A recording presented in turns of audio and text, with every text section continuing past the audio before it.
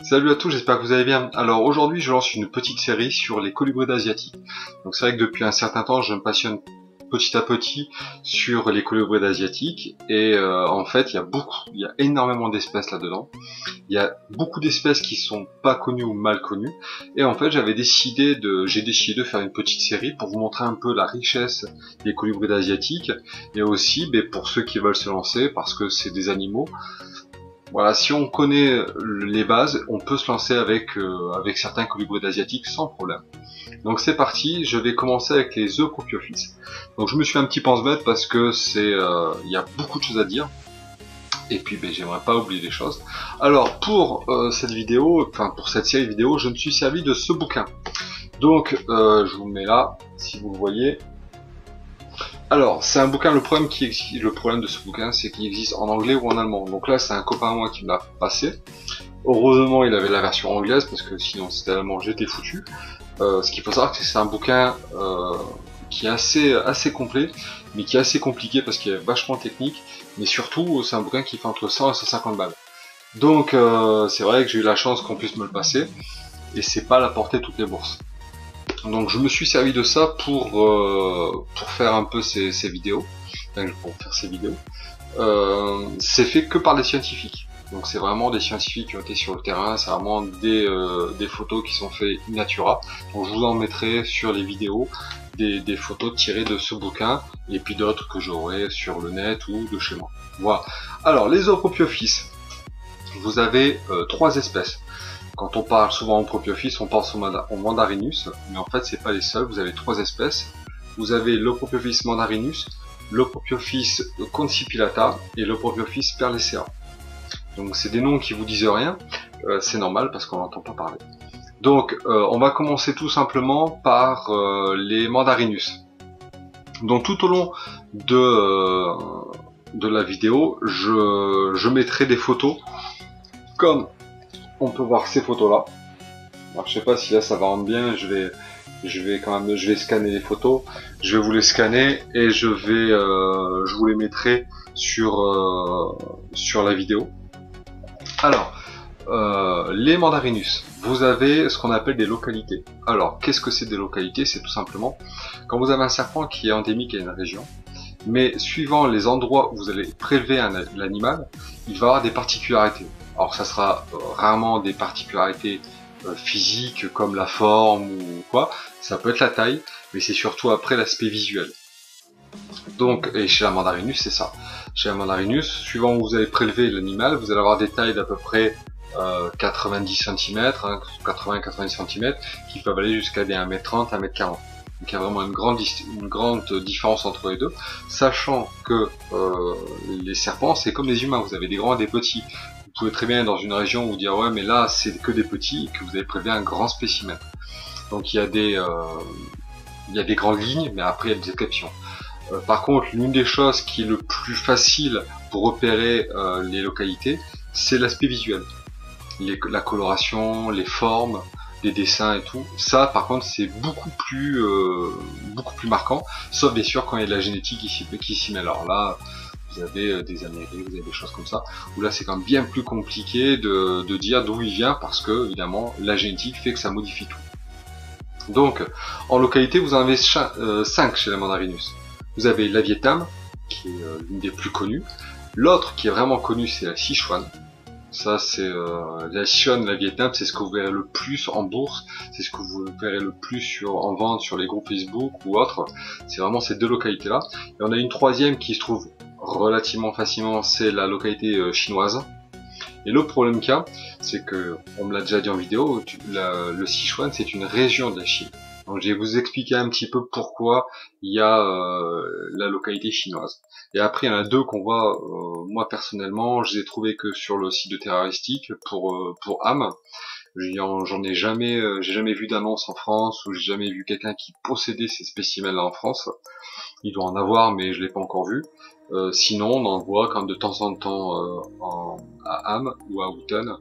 Sachant qu'il faut faire attention, souvent c'est des spécimens qui sont prélevés, c'est pas forcément des spécimens qui sont nés en captivité. C'est la localité Hunan et la localité Yunnan. Alors, le Sichuan Yunnan et Hunan, ce sont 3 provinces chinoises. Donc vous allez me dire, oui, mais il y a une localité chinoise. Oui, en fait, la localité chinoise, c'est, vous prenez la Chine, vous avez énormément de mandarinus qui sont prélevés sur Taïwan et toutes ces régions-là, où là, ils se ressemblent tous. Et après, vous avez des spécimens qui sont vraiment spécifiques dans ces 3 provinces, qui est le Sichuan, le Yunnan et le Hunan. Donc là, c'est pour ça qu'il y a ces localités-là, en dehors de la localité chinoise. Sachant aussi que, et là c'est l'ami qui me l'a dit, les localités Hunan et Yunnan sont très ressemblantes de la localité chinoise. Donc c'est pour ça qu'il y a des gens qui doivent posséder ces localités en pensant que c'est la chinoise et pourtant c'est pas la chinoise. Donc c'est assez complexe. Donc là on va partir, je vais vous expliquer un petit peu comment reconnaître ces différentes localités. Et après, avec de l'entraînement, à force d'envoi, vous allez repérer sans problème les diverses localités. Donc là, je vais vous mettre quelques photos en même temps que je vous présente les localités. Déjà, faut voir un petit peu qu'est-ce que c'est une mandarinus, une Propiophis mandarinus. C'est un animal où on aura le fond qui sera grisâtre, hein, grisâtre bleuté. Donc après il peut y avoir des choses en plus, mais le fond, la couleur de fond c'est grisâtre bleuté. Et après on a tout le long du corps ce qu'on appelle des ocelles, et en fait c'est tout simplement des losanges qui sont jaunes au milieu, noirs sur le pourtour, enfin sur le contour, et tout le pourtour du losange noir vous avez un fin liseré, enfin un liseré jaune. Après vous avez une tête qui est noire avec ce qu'on appelle des V il y a 3 V sur la tête. Des V jaunes. Donc ça c'est la description basique de l'Eupropiophis mandarinus.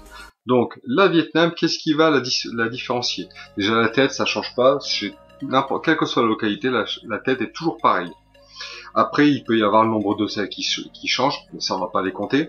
Il faut repérer l'animal rapidement. Donc là vous avez la couleur de fond. Donc toujours grisâtre bleuté. C'est toujours plus ou moins cette couleur là. Par contre vous avez potentiellement des écailles rouges, donc ce qui fait que dans les écailles vous avez du rouge en plus ou moins grande quantité. Vous avez aussi des taches plus ou moins importantes de noir. Ça déjà ce sont des indicateurs de la localité Vietnam, mais c'est pas le plus flagrant. Le plus flagrant c'est les ocelles, c'est-à-dire les losanges. Vous avez l'intérieur du losange qui a une faible proportion de jaune. Il y a une présence assez faible de jaune. Le noir, par contre, le contour noir est assez large, donc il y a plus de noir que de jaune. Et souvent, alors de manière plus ou moins marquée, vous avez la présence de jaune dans le noir. Donc là, vous le voyez bien sur les photos. Il y a des photos où c'est beaucoup plus visible que sur d'autres, mais c'est comme ça. Et après, vous avez un fin liseré jaune qui partage qui est tout autour du losange noir. C'est plus ou moins les choses qu'on peut voir. Et après, vous avez des losanges qui sont assez proches. Donc ça, c'est ce qui permet d'identifier relativement facilement une localité Vietnam. Donc maintenant, on va passer à une autre localité qui est très très connue, c'est la Sichuan. Alors la Sichuan, vous allez voir, c'est pas bien plus compliqué de la repérer. Déjà, le fond est grisâtre bleuté, et par contre, il est quasiment uni. Il peut y avoir quelques petites taches, que ça soit rouge ou noir, mais il est principalement uni. Et par contre, c'est les losanges qui vont tout changer. Vous avez une présence aussi importante de jaune que de noir.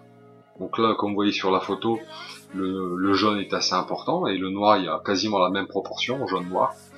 Et après, vous avez un liseré jaune qui est bien plus marqué, avec des losanges qui sont assez éloignés, par rapport à ce qu'on a pu voir sur la localité Vietnam.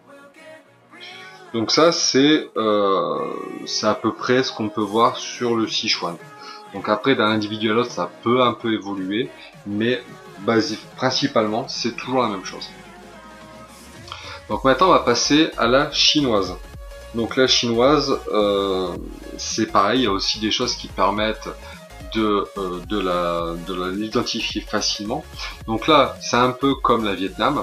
Vous avez des taches rouges et noires Il peut y en avoir, il peut pas en plus ou moins grande quantité, hein, c'est pas une science exacte, mais il peut y en avoir sur les flancs, comme sur la Vietnam. Maintenant on va parler des losanges. La proportion jaune-noir est à peu près la même, comme sur la Sichuan. On voyait bien déjà, il y a des choses qui ressemblent à Vietnam, d'autres qui ressemblent à Sichuan.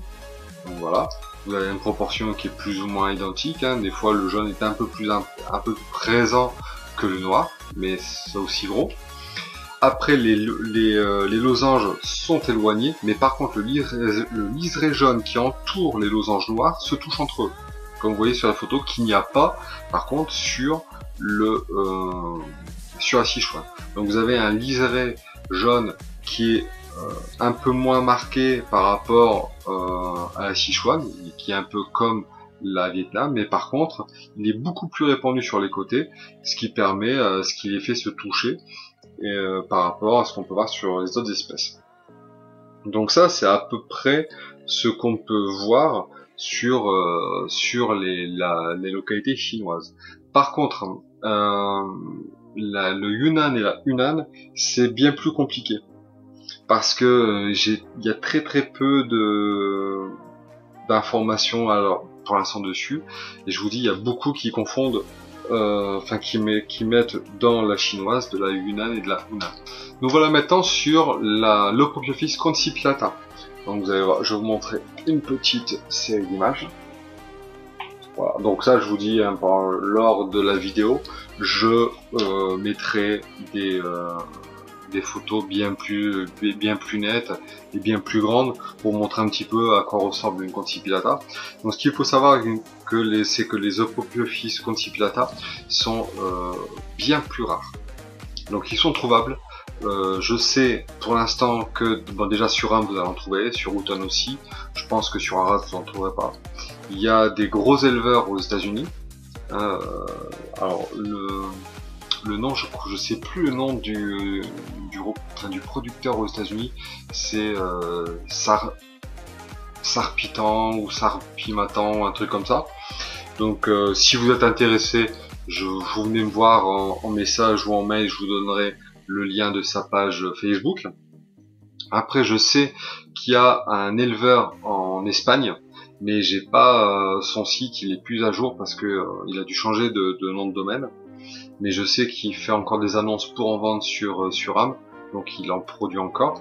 Après c'est tout, quoi. Après il y en a quelques-uns qui vendent sur Am, mais je pense que c'est des prélevés. Là c'est des gens qui reproduisent. Il n'y a pas tant que ça. Le problème c'est le prix. Une concipitata, il faut compter entre 300 et 1500 € l'unité. Donc quand vous connaissez du monde, vous arrivez à avoir des prix, mais de base, je crois que la personne qui le fait en Espagne, c'est aux alentours des 1000 ou 1200 € la femelle, donc un peu moins le mâle, mais 1000 1200 € la femelle. Le producteur américain, c'est plus dans les 1500, et régulièrement on en trouve sur Am à 1500. Donc c'est une espèce qu'on peut avoir, mais par contre ça représente un certain budget. Quelque part, hein, quand on regarde certaines mutations chez le Rhésus, on est dans les prix. C'est une espèce qui est quand même assez rare à trouver en France. Même le copain qui lui est vraiment spécialisé dans le colubrid asiatique, il en a pas non plus. C'est une question de budget. Il peut en trouver, mais c'est une question de budget. Donc une petite chose aussi avant de vous expliquer un petit peu à quoi ça ressemble, c'est que normalement il n'y a pas de localité chez les Eupopiophyes concipitata. Il n'y en a pas.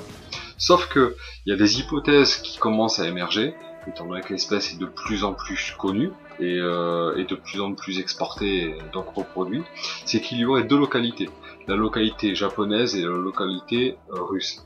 Donc en fait c'est un serpent qu'on va trouver au Japon et sur les îles japonaises, contrairement par exemple au Mandarinus qu'on va trouver plutôt en Chine, au Vietnam, au Myanmar et tout ça. Les concipitata sont plutôt japonaises et japonaises, sauf que vous avez alors je suis pas super balèze en géographie, mais c'est d'après les infos que j'ai trouvées, vous avez des îles dans tout le prolongement du Japon, vous avez des îles qui appartiennent à la Russie, et apparemment les concipitata qui sont sur ces îles là serait un peu différente des concipitata qu'on trouve sur le Japon. Donc c'est pour ça que certains disent qu'il y aurait une localité japonaise et une localité russe. À l'heure actuelle, d'après les infos que j'ai trouvées, c'est pas confirmé, c'est une hypothèse qui tend à se vérifier quand on voit certains spécimens, mais c'est pas encore vérifié. Je pense que bientôt il y aura, enfin, les années à venir, il y aura vraiment, ça sera beaucoup plus approfondi, surtout quand l'espèce sera beaucoup plus commune dans la terrarium. Donc là maintenant, je vais vous mettre quelques images pour vous montrer un petit peu à quoi ressemble une concipitata. Alors, l'Opeuropis concipitata a un changement autogénique, un petit peu comme le Morelia viridis. Quand il sera à l'état de juvénile, il sera rouge-orangé, avec des taches et des barres noires sur tout le corps, mais vous avez une tête qui est vraiment semblable à l'Opeuropis mandarinus, avec ces fameux V sur la tête. Il y a aussi les formes, ce qu'on appelle patternless, c'est-à-dire où là vous avez que la coloration de fond, vous n'avez pas les motifs à l'intérieur. Par contre, quand il sera adulte, là vous avez un serpent qui sera gris clair, brun clair. Souvent on appelle ça comme couleur la coloration silver. Et par contre, les taches seront pareilles, c'est des taches noires et des barres noires sur tout le corps avec les 3 V sur la tête, comme les autres Opeuropis concipitata. Il y a également aussi la forme patternless chez l'adulte, où là vous avez cette coloration un peu silver, mais sans les motifs à l'intérieur. Donc ça, c'est ce qu'on trouve sur les Opeuropis concipitata. Alors on passe maintenant aux Opeuropis perlescea. Donc je vous montre une illustration rapide. Donc c'est de ce côté ici. Donc vous voyez, il y a beaucoup moins de photos. Donc c'est une espèce qui est quasiment impossible à trouver à la vente en captivité. Déjà, je crois que c'est une espèce qui est pas reproduite. Et si vous en trouvez, ça sera que du prélevé, et les prix, je pense que ça sera exorbitant. En fait, pourquoi Tout simplement parce que c'est une espèce qui est sur la red list. Donc la liste rouge, c'est un site, c'est une liste en fait qui regroupe toutes les espèces qui sont en danger. Donc là, il y a plusieurs catégories, ça va de en danger jusqu'à espèces éteintes. Là, on est sur une espèce qui est mise sur la liste en danger, enfin, sur la catégorie en danger. Pourquoi? Parce que c'est une espèce qui vit dans la région du Sichuan, un peu comme l'Opeuropis mandarinus de localité Sichuan, sauf que la perlescea a un territoire qui fait à peu près 500 km². Donc, étant donné que l'homme va de plus en plus sur les territoires sauvages, et qui est pour la déforestation et l'exploitation des terrains, vous avez un territoire qui est de plus en plus restreint, avec un habitat qui est de plus en plus petit, des proies de plus en plus rares, etc., une pollution, tout ce qui va avec. Donc ce qui fait que justement son territoire est de plus en plus petit, donc il se reproduit moins, il meurt plus facilement, etc. Donc c'est une espèce qui est en danger. Il y en a encore dans le milieu sauvage, mais on en trouve de moins en moins. Donc si rien n'est fait, un jour ou l'autre, cette espèce va disparaître. Donc c'est pour ça qu'on n'en trouve pas, et que si on en trouve, ça sera du prélevé. Alors je sais même pas, étant donné qu'elle est sur la red list, je sais même pas si c'est possible d'en importer. Là franchement je sais pas. Par contre, si vous la trouvez, le prix je pense qu'il va être énorme de ce fait là. Donc là je vais vous montrer le peu de photos que j'ai, parce que j'en ai vraiment très peu. Sur internet j'en ai pas trouvé, ou ça manque très peu, et sur le bouquin, mais même là il y en a pas beaucoup. Donc je vous montre ça et je vous explique un petit peu comment reconnaître cette espèce. Alors d'après le peu d'informations que j'ai trouvé, il y aurait un changement un petit peu entre le juvénile et l'adulte. Donc est-ce qu'il y a un changement autogénique? J'irai peut-être pas jusque là, parce qu'il est assez semblable, mais à voir. Je vous dis, comme j'ai très peu d'illustrations sur le sujet, c'est compliqué d'en tirer de réelles conclusions. D'après les photos que j'ai là, on aurait un serpent juvénile qui serait, on dirait jaune, un jaune très pâle, très clair, en couleur de fond avec des bandes noires. Et à l'intérieur de ces bandes noires, vous aurez une couleur qui se rapprocherait du blanc.